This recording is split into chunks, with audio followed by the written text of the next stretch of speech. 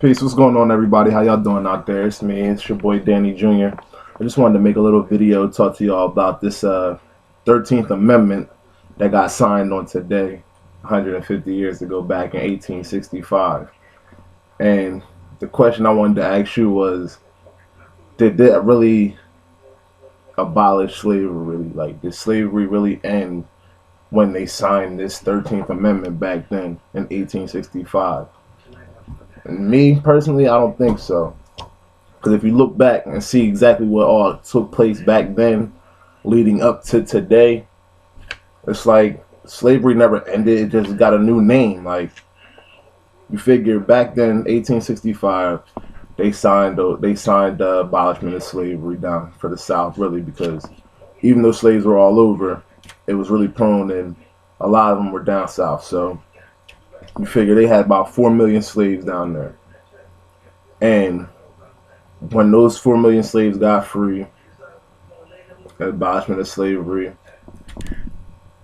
their share owners or their slave masters didn't know how to really take that, because in the 13th Amendment it said neither slavery nor involuntary servitude except as a punishment for crime whereof the party shall have been duly convicted shall exist within the United States or a place subject to their jurisdiction. Okay. So, neither slavery nor involuntary servitude, except as a punishment for crime wherein the party shall have been duly convicted, shall exist in the United States of America or any place subject to this jurisdiction. So now, slavery might have been over, but the way that's worded is, if you commit a crime, that's the new slavery. Why do you say that? Because back then, if you were black, first off, you weren't getting the same privileges as whites. Still to that day, you still don't get it.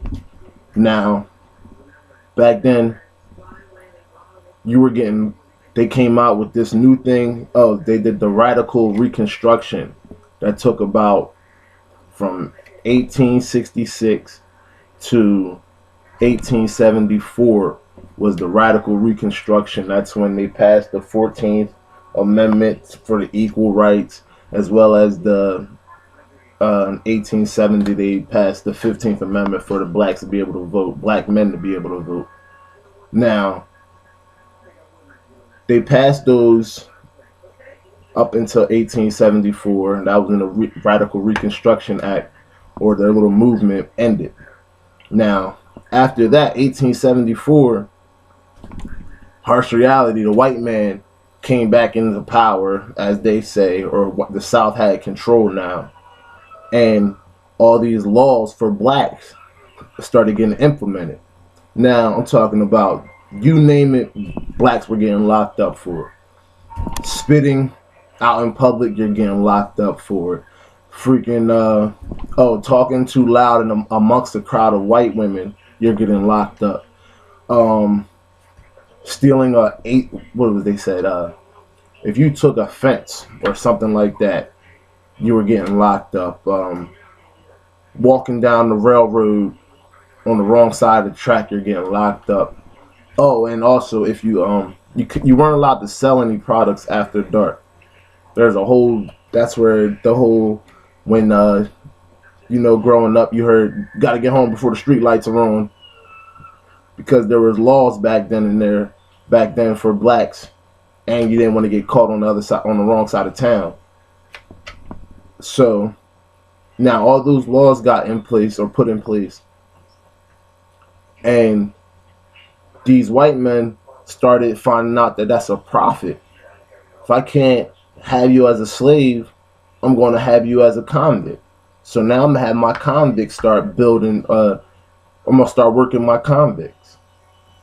Because it's a whole lot cheaper to get a convict than it was to acquire a slave.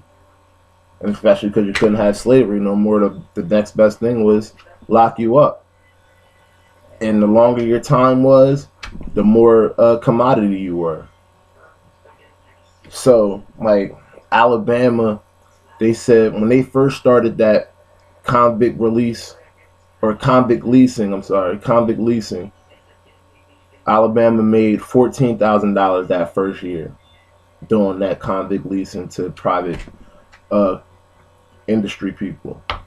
And in 1890, he made about Alabama made $164,000. That's $4.1 million equivalent to today's dollar. So I ask you, is slavery over? I think not, man. Just education is power. So got to start educating ourselves and reading between these lines, because only way we're gonna get out of this is by educating ourselves. So applied knowledge is power. I'm signing out. It's me. It's your boy Danny Jr. Me, and we build enterprise. Peace.